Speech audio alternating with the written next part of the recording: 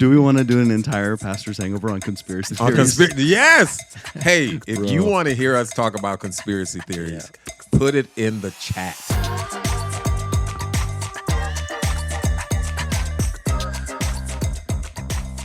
Hey everyone, welcome to the Pastor's Hangover. My name is Melissa, and each week I get to chat with some pastors at Grace Family Church and ask the questions that you've always wanted to ask pastors.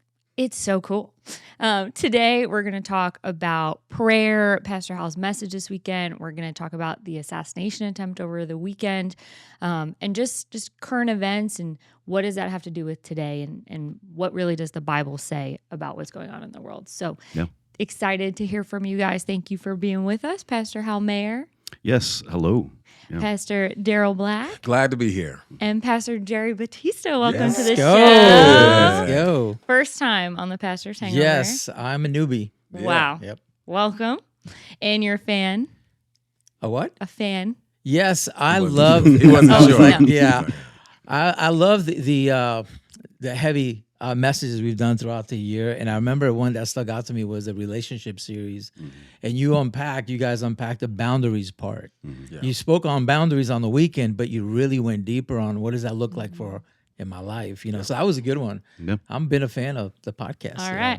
I And peer pressure just everyone he is to be a fan. the campus pastor at the Temple Terrace campus. Temple Terrace, Yes. yes. It's he came in after I went out, and people were much happier. So that was awesome. He is the pastor that absolutely cares. Temple Terrace, make some comments in the. Let's go. Who is better? Who's better? Oh, Just no. put them in the Oh, no. comments. Oh, that's not nice. Don't do that. Little emojis. But you can hype up Pastor Jerry because Yeah. he does a Yeah. great job and Yes. is loved over there. For So sure. glad he to be is. here. Yeah. Yeah. And so let's dive right in. Yep. Let's talk about the assassination attempt this weekend. What does the church Yeah. have to say? What should we be feeling as a nation? Pastor Hal, you want to kick us off? Yeah, I mean, I don't know if we can fully understand what we should be feeling because, man, it's a lot whenever that happens. It is a sad day when we have these things happen. It is an awful thing. Of course, I mean, we look at what almost happened to Trump, and now we see the person who's lost his life in there, and so we mourn that. But at the same time, I think all of us can understand this. Like our country right now is just in a state of boiling. It's boiling. Yeah. And I think the fear for all of us when all of this happened was what's going to happen out of this.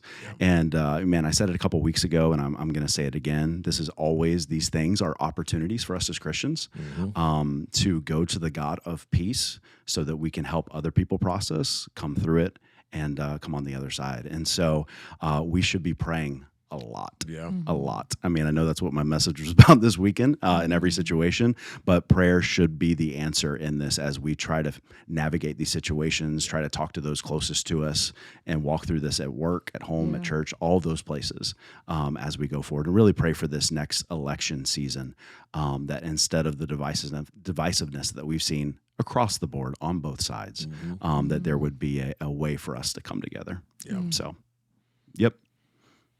You answered it, and that was it. I think we forget, one, the power of prayer and the responsibility for us to pray. I think it's Paul in 1 Timothy, I think the second chapter, where he says, pray for our kings and our leaders. So we always have to be committed, whether you like someone politically or not, whether you agree with them or not, they are leaders in our society.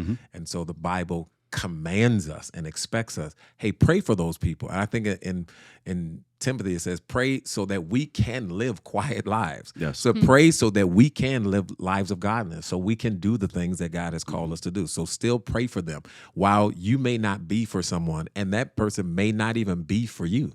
They can create a pathway for you to do what it is that you do. Yeah. And so we still are responsible for praying for them. So never forget that. And we're called to pray for people we don't even like. We're called to pray for people that we don't agree with. It is Jesus who says, pray for your enemies. Yeah. Pray for those who have done harm to you. And don't forget that it's Jesus who was on the cross. And while he's being crucified, he says, Father, forgive them. Yeah. He's praying for the ones who are crucifying him. Right. And so let's keep that in perspective, that outside of, I don't think we've ever been more divided Yeah. And not just politically, even in church, Right. that we've never been so divided on certain topics, and it's like, man, if you believe this, then I don't like you. It's like, man, how did that become the norm? Yeah. That if we don't believe the same thing, that person is evil. But even if they are, and even if you believe they are, pray for them. Right. Pray for them. And so we should be trying to endeavor, what Paul writes in Ephesians, everything that we can to keep unity and keep peace. And so pray. Yep.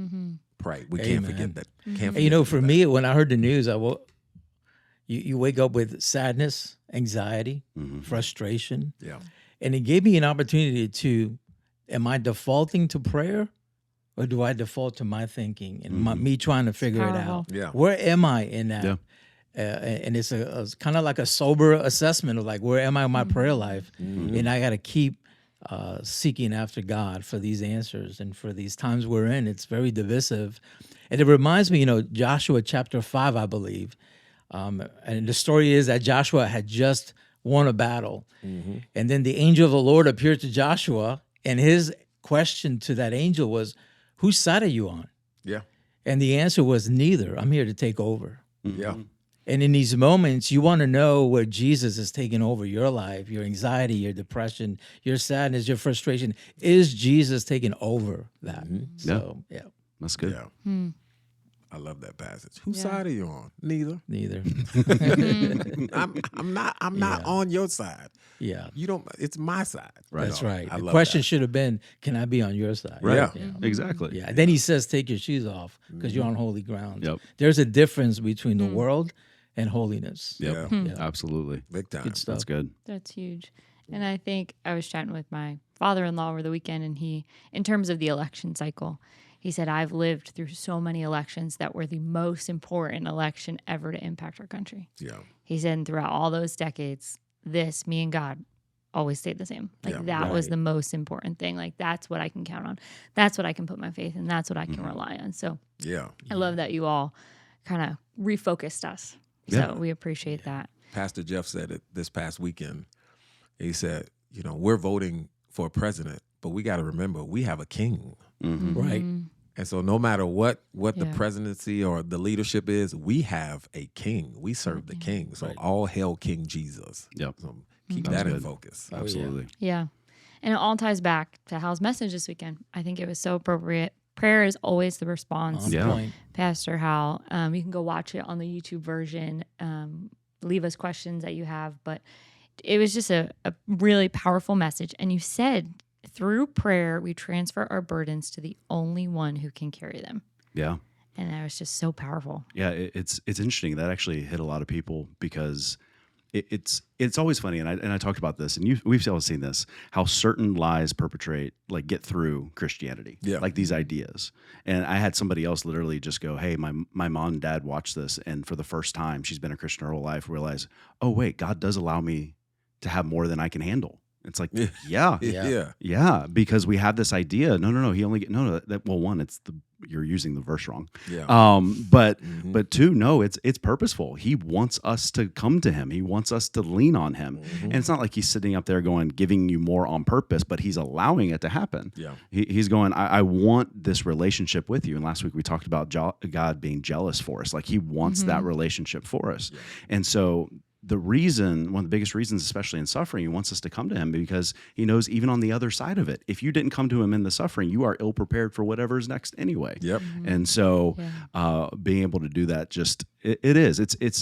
it's just interesting, the things that just make it through that we just assume of God that are not truths of God. And so, I think the other side of that was really, I think, eye-opening for a lot of people was when we talked about healing. I think that is an area that there's a lot of people that can get very angry depending on your talking about. And I've run into a lot of people that have said, well, if you just pray enough, God's going to come through. And if you just do this and you do this. And I've had people send me books that said, if you just follow these steps. And here's the thing that I didn't bring up that I want to bring up is the moment we have the ability to manipulate God, he is no longer God. Yeah.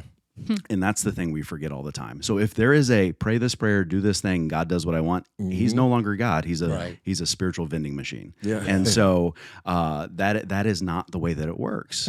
And so, but that's the confusion in it. Well, then if God doesn't always do what I want, then why do I pray?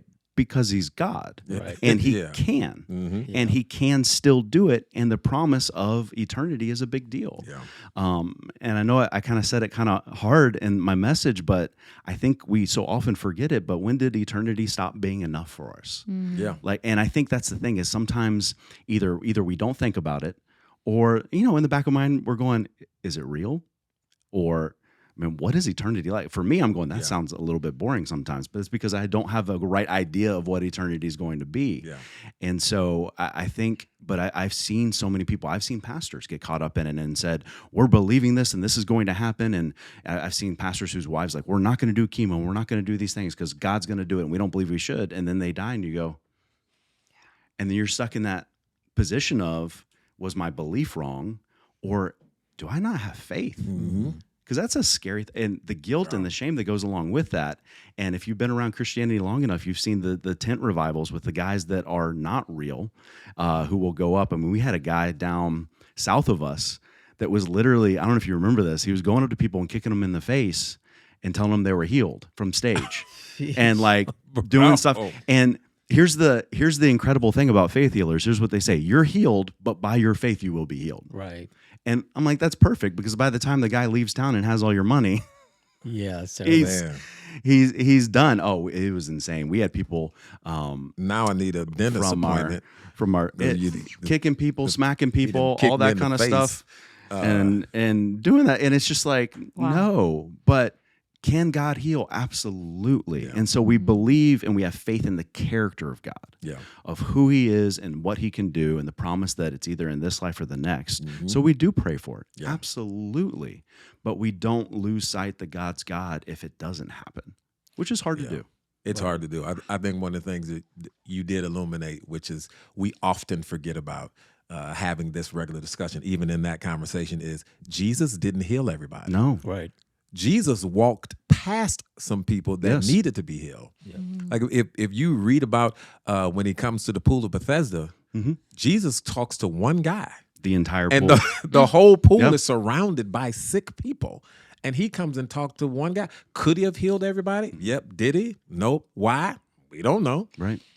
He talked to one guy, and even that was a weird conversation. He asked this guy, hey, do you want to be healed? You'd be like, well, do you see where I'm at?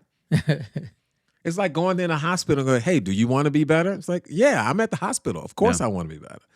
And so Jesus asked, no, do you want this? And if you want this, I'm willing to give it to you. So you never know what God's plan is. And so we don't pray to get what we want.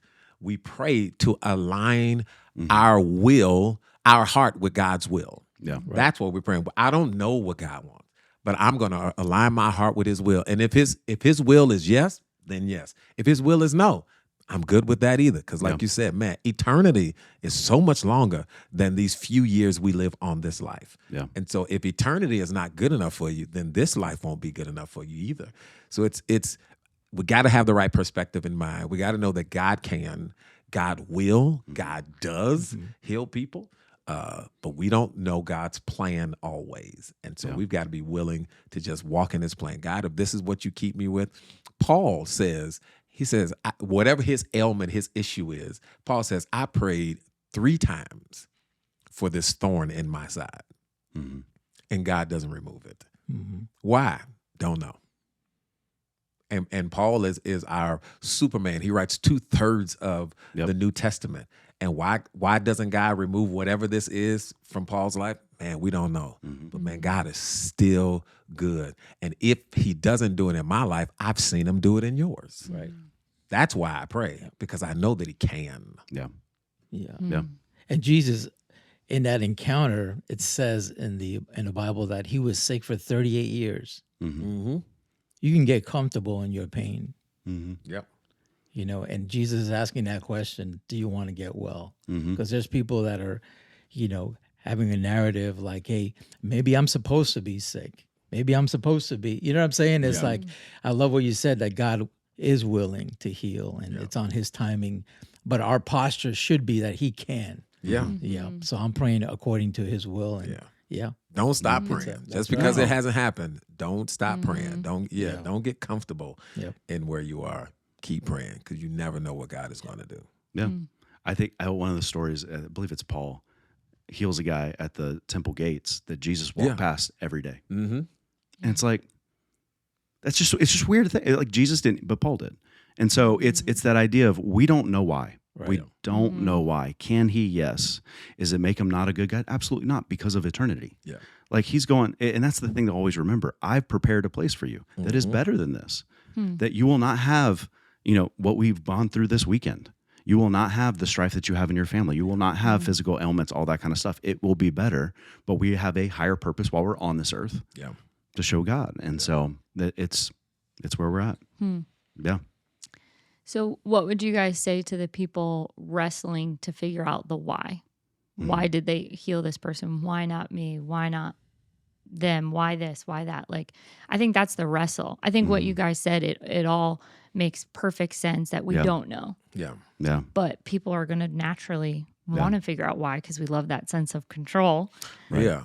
I think I would say is there are mysteries of the spiritual world. There are mysteries of the universe that we will never know the answers to. And you have to be comfortable with not knowing. Yeah. We don't know why the earth floats in space. We don't know why.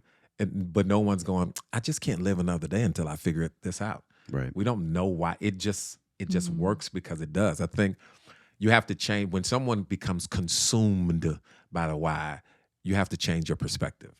It has to be, you know what? I may not understand, even James, but I got to be cheerful. I got to, instead of me complaining or trying to figure out things that God hasn't given me the answer to, how about I spend some time being grateful? Somebody asked me the other day, when you don't know what to do, what do you do? I think about all the things I'm grateful for. Yeah. When you get stuck, what do?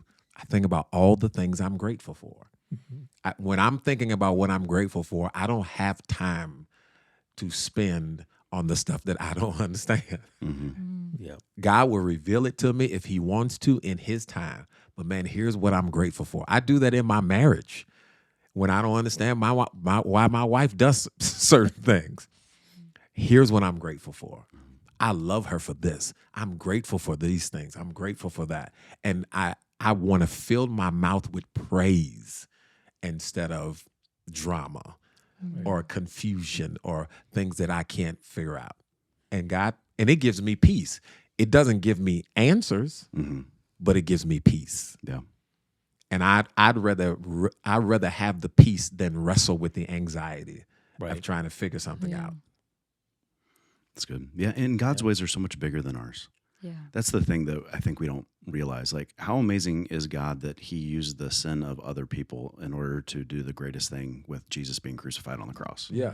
Like, when you think about that, you're like, God, he's got way, like, that's insane. Like he used, I mean, whenever you look throughout the Bible and the things that he was able to do, even through people that didn't believe in him, it's going, okay, so he's working a plan that's much bigger than all of it. I love the illustration. I've heard it before, but I used it on the weekend of like crocheting and stuff like that. Underneath, it's knots, it's nastiness, it looks awful, and that's what we're doing. We're underneath. We can't see it. It looks like knots, all that kind of stuff. There's this beautiful tapestry that God is making that won't make sense until we get to heaven. So why? I don't know. And we won't know. But it's that understanding, that it's that part of faith that is like, God's bigger than me. He's been around forever. I believe he's a good God. He showed me that through Jesus. So I'm going to trust him in this. Yeah. It's not easy. I remember that message. Maybe we'll link it if we could find it. It was powerful to see the one side, the tapestry, and the other side, the knots and the string and the, it was hideous. Yeah. And that's what sometimes you might look at your life and be like, this is so ugly. What are you doing, God? This doesn't make sense. You don't know what you're doing. Why would you do this to me?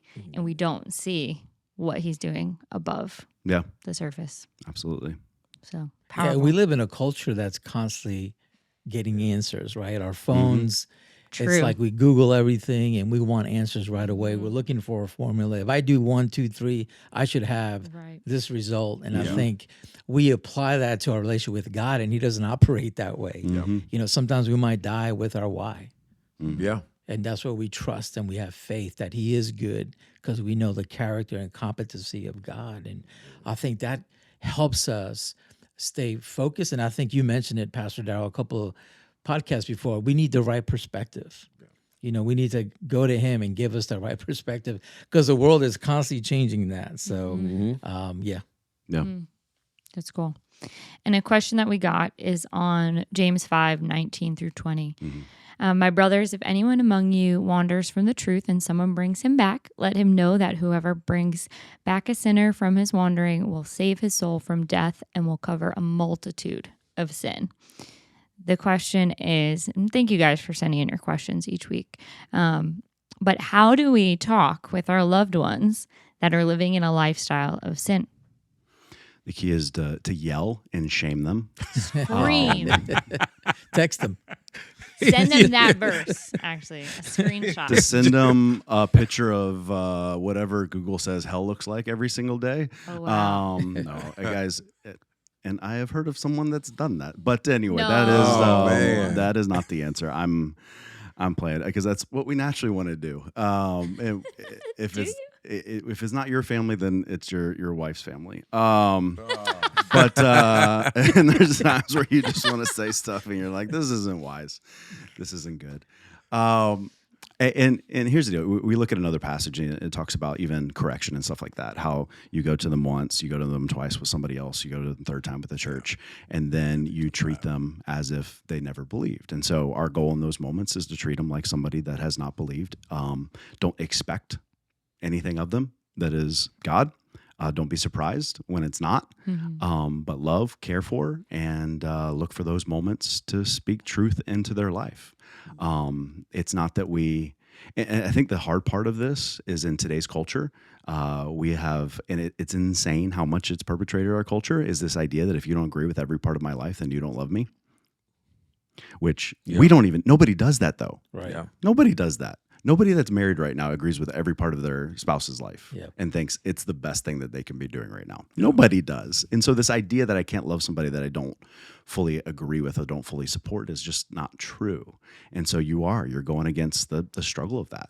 And so we do our best to be there for them and care for them. We don't, gossip is one of the worst things that ever happens in the church and in families when people are going through something. Yeah. And so we don't gossip, and we take our time and we pray a lot and ask God for opportunities. Because he's the only one that can change the heart anyway. Yeah. Right. So don't feel like every conversation you have that's the moment. And if I mess up this moment, it's not going to happen again. And that's what we do. We tend to do. This is the time. Drill it in. We're not going to let them leave until this happens and their eyes glaze over. Or you've had like I've had where people go, and then nothing changes because they just want to get out. Right. And so it's like, nope, understand this is another faith thing. It's in God's hands, but I can be the hands and feet of Jesus. Yeah. Be kind, loving, pray, and do it. Way harder than me saying it right now. Yeah. Way hard, especially when it's family. Sure. Especially when I it's think family. when it's family, you come in a little bit sterner.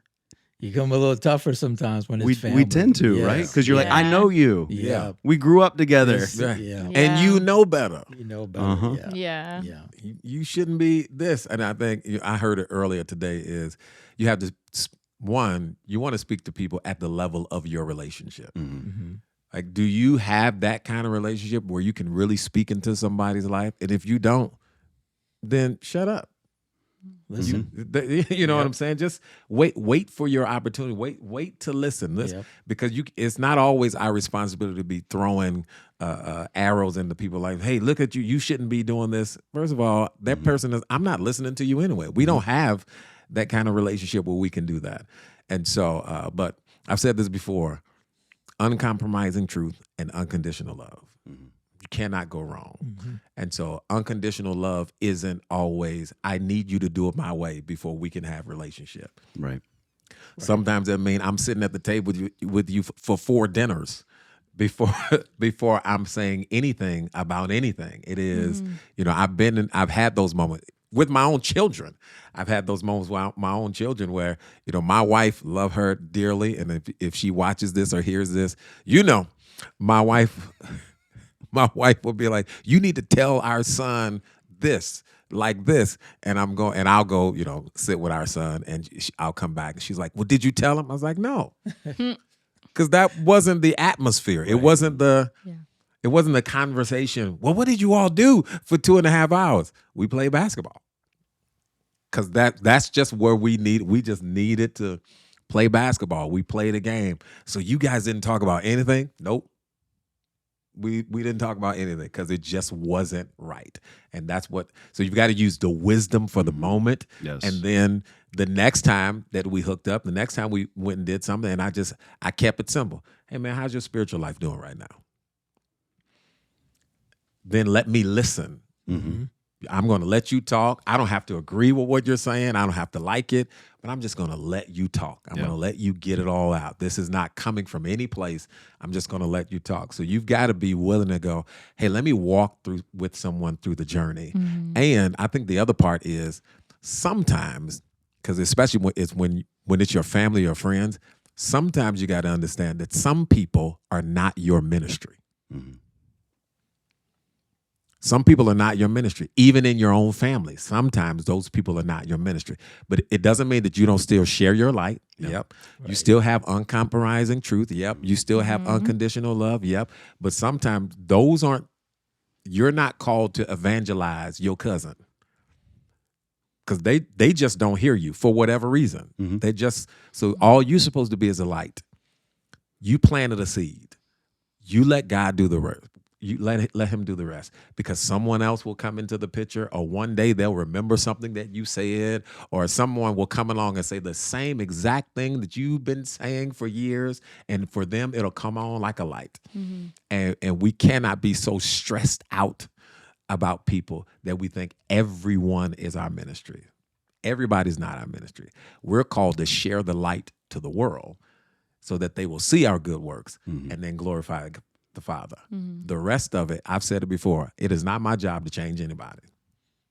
It's not my job. Mm-hmm. My job is to present the gospel in everything that I do, to live a life according to that, and then let God do the rest. I'll walk into any room that God calls me into. I'll talk to anybody that God calls me to talk to, but the people that he doesn't, I've got to do what Jesus tells his disciples when he sends them out to evangelize. I got to shake the dust off my feet and get my peace back, and then move on to whatever the next thing God has called me to. Yeah. Yep. Sometimes we don't have to close the deal right there. Right. Yeah, that's what we want to do. Yeah. We want to be the hero. Right. We want to close the deal. It's like, I brought this person. Like, come on, man. Yeah. Some people plant, some people water. Yep. Everybody has a responsibility. Right. Yeah. Well, and my thing is this too. It cracks me up when I hear Christians say this. When people don't believe in God and you tell them that they're sinning, they don't care. If I don't believe he exists, then sin is not a thing. Yeah. So the way that you're getting into their life is not to go, you're a sinner. I don't think he exists, so it doesn't matter. Yeah. And so we just have to understand and have incredible wisdom when we go into it and treat people the way we should. That's what it is. We are called. It's funny, we get this wrong so many times. I heard a pastor say this before. He goes, we don't stop talking about the gospel inside the church, and we don't stop telling the outside of the church that they're sinning. He goes, it's supposed to be switched. We're supposed to be telling the gospel to everybody else. And inside the church is actually the place where we are called to call one another out in love. Yep. And care for one another and help each other go through the process of sanctification, where God makes us better a little by little every single day. And so when somebody's outside the church, man, no, we're showing love. Mm-hmm. We're trying to bring the gospel back in their life. We're trying to be there for them. And so it changes. Yeah. And I love the fact that James is encouraging us to be part of that. Yeah. It's like he's saying, you guys should bring him back. Like, I love that it's not, oh, God's going to do that. No, he's including us into someone's journey. Yeah. And you look at your family members, coworkers, people around your circle, and people do wander. Mm-hmm. They drift, right? That word there is drifting. And I think it comes with relationship, it comes with empathy, listening to understand, and not listening to give an answer right away. I think God cultivates that invite, and I think we trust the process. Yeah. And go from there. Well, and we all wander. Yeah. And it's one of the reasons why we have to set up so many things around us. So because the more you have around you, the less you can wander without running into something. Yeah. Like it is going to be hard for me to wander very far without running into a brick wall. Like, I have set up that around me with people. Yep. And so that's why we talk about having, it's really easy to wander when you don't have any community. Yep. Right. It is really easy. Yep. If the only thing you do is come on Sunday morning, it'll be insanely easy to wander because nobody's there to check you. Nobody's there to say, where were you? And so that's why we have to have people around us. Yeah. Because we all will. Well, I appreciate you guys sharing that. And I think community is the key. We always come back to it on this show. And I think when people want to dive deeper into their faith, bless you, you can't do it without the community. Right. Because then it's just you wandering alone. So closing thoughts and final question. We're going to tie it all into one. All right. Okay. Let's do it. The closing question is, how can I find a godly mentor? It's like awkward. Is what the exact question was. I thought the question was going to be a little more profound. Like, did we land on the moon? Well, you were also someone said the Earth is round too. Yeah, I've heard You some things. You said that we don't wonder about that, but people We're do gonna wonder. do we want to do an entire pastor's hangover on conspiracy theories? Yes. Hey, if you want to hear us talk about conspiracy theories, put it in the chat. Let's talk about. I'm all for it. I love that. There's a comedian out That there would that be does funny. the bit. Have you heard it where he goes, I don't trust people that don't believe in any conspiracy theories. He goes, you think the government's batting 100%? I saw that. He's like, I have one seen son. that. He goes, and I lie to him all the time. Let us know your anyway, favorite what were we talking about? conspiracy theory. I forgot what we were talking about. Mentors. And we'll talk All about right, the pyramids. Let's talk about that for a second. Pastor Daryl is actually way open right now. He is asking for 100 people to. I'm kidding. I'm kidding. Sign up. I link said that here. once as a joke in a service, and you had people come up to Bro, you and go, they thought I was having a mentor, small group, man. super PAC. Mentor Expo. So I think we've talked about this before. Working with young adults, I have never been asked more to be a mentor in somebody's life, and it is awkward, and you don't know what they're asking for. So I always say this: find somebody, and don't ask them to be your mentor. Ask them to coffee. Yep. Ask them out, and then ask questions, and then at the end go, hey. Can we do this like maybe once a month? Because I've got a lot of questions. I just feel like you have the ability to. Yep. Don't make it weird. Don't like cut your hand and have them cut their hand and like form some. That's what makes it. Blood Yeah, pact. it's like, and come with questions, please. Yep. Come with questions. Bring a notebook and write down what they say. Because if there's any mentor that is worth their salt and they notice you're not paying attention, I'm not meeting with you out. again. Yeah. Yep. Or you don't ask questions. I'm not meeting with you again. And so that's don't use those terms. And then maybe after a year you go, hey, you've done a great job mentoring me. Right. But anyway. No, that's absolutely right. True. I have two prominent mentors in my life that have been with me probably 25 years. I didn't ask them. It was they kind of adopted me, and I don't at the time I didn't even know that I was being mentored. Right. It just kind of happened, and it was that. So it's mentorship is usually chosen. It's not like, hey, will you mentor me? It's more of, hey, I'm choosing to pour this part of my life into you and make myself available for you. But like you said, ask somebody for a call. Hey, I got a few questions. Can we meet for 10 minutes, 15 minutes, 30 minutes where I can just ask you some things? I found those when I've sat with people who are really respected. Hey, I respect your time. Would you be willing to sit with me for 30 minutes?